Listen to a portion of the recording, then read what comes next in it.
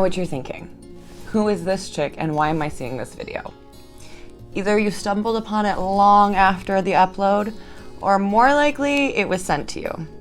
My name is Keisha and welcome to my bedroom. This is the first video in a series that I'm going to be uploading on addiction and recovery.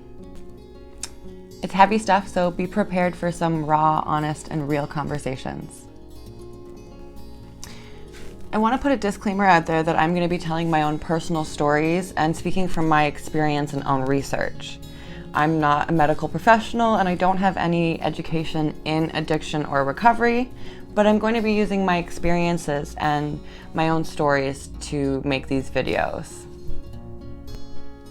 I only have my own stories to grow from, and I encourage you to do your own research if any of the topics that I talk about interest you, so that you can find more out about those.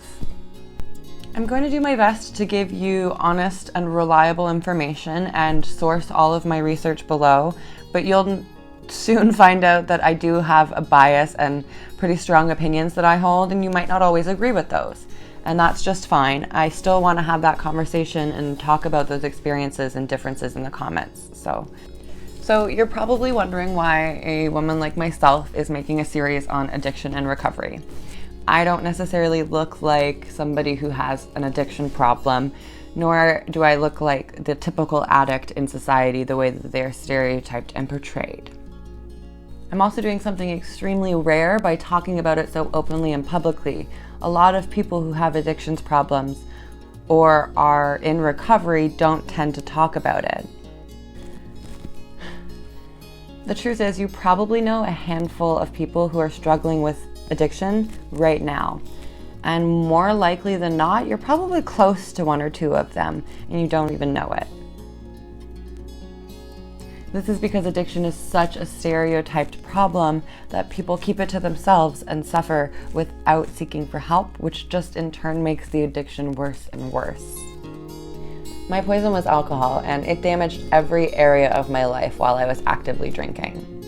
I will be 2 years sober in August from alcohol, but not 2 years addiction free, and for me right now, that's okay. It's a learning process and a mental health journey, as well as a very personal process that doesn't necessarily happen on particular timelines for everybody.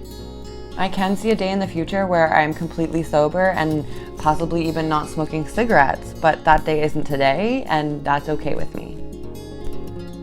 I'll get more into my addiction story in a later video. I turned 25 this summer, and I'm the second oldest of 5 kids. My family lives in a different province, so I don't get to see them very often, but I did recently get to see them before the whole world stopped, so pretty thankful for that.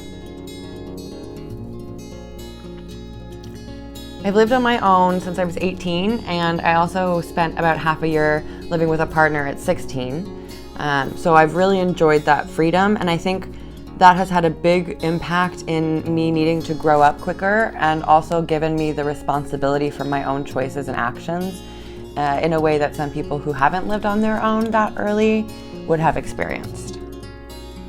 In addiction, I had that freedom taken away from me when I was brought to live with my grandparents for just under a year. It wasn't my choice, but it probably saved my life. I cannot thank them enough for the fresh start that they gave me, and I wouldn't be here right now where I am if it wasn't for that year of living with them. At the same time, it was a huge challenge in early sobriety, but I'm probably stronger in my sobriety for that experience. So, why am I making this series? I think a big part of why we are here and the purpose of life is to connect with people, and when you connect on something that you can both relate to, it really makes that connection meaningful and it feels important. I don't have a whole lot of people in my life that I can talk to about my experience in recovery and who can relate to me, but I know that the experiences that I've had in the last 2 years aren't unique to me. I definitely know that there are people out there that have had similar experiences, and if these videos can relate to even one person and to make them feel less alone, then it will be worth it. So why am I making this series? I think one of the big things in life is connection with others, and I think when you connect over something that you can relate to, it makes that connection feel a lot more important. I don't have a whole lot of people that I can connect to in my personal life about this particular experience, but I do have YouTube. Maybe only a few people will see this, but if you know somebody that you think can relate to what I'm saying, send this to them. It might help them more than you realize.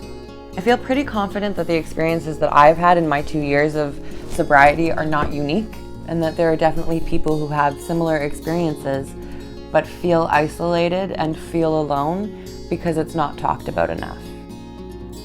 And if I can have one person relate and feel less alone because of the videos that I'm making, then it will have been worth the effort. I know what it's like to feel entirely isolated from the world and like you're the only one going through these experiences. And I also know what it's like to have that weight lifted when you realize you're not the only one.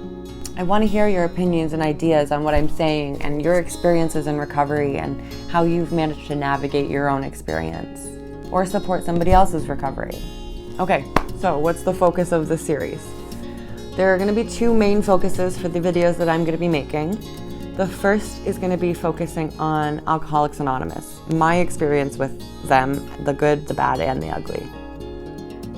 I think there's a dangerous level of reliance on that program in the recovery world, and I have problems with the program itself and pretty strong opinions about my experience within that program.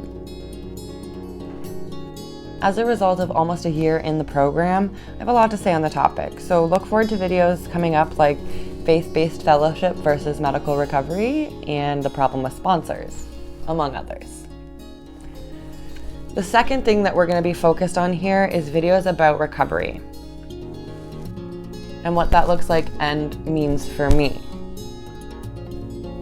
I plan on being pretty honest and open and raw about my recovery experience, and I'm excited to hear about your experiences as well. Recovery isn't often something that's talked about as often as people who are actively struggling with addiction, and I think it's really important to shine a light on that part of life. I want to show people that recovery isn't as scary as it first seems, and that it can be talked about loudly and proudly, without shame. There's nothing shameful about beating an addiction, yet so many people won't talk about their recovery because they feel ashamed of their past. I think it's about time to celebrate the accomplishment of sobriety instead of focusing on the negativity of the past. I'll be making videos like addiction in our society, the sugar maintenance, recovery with movement, and others as well. Okay, that's it for this video. My plan is to release about one video a week, but I am new to this whole YouTube thing. I'm learning editing and title cards and all of this tech stuff on the fly, so bear with me as we go through this bumpy ride. We'll get through the learning curve. You might see different setups for a couple of videos until I kind of get comfortable of where I'd like to be. But yeah, for now, thanks for watching, and I look forward to seeing you next time.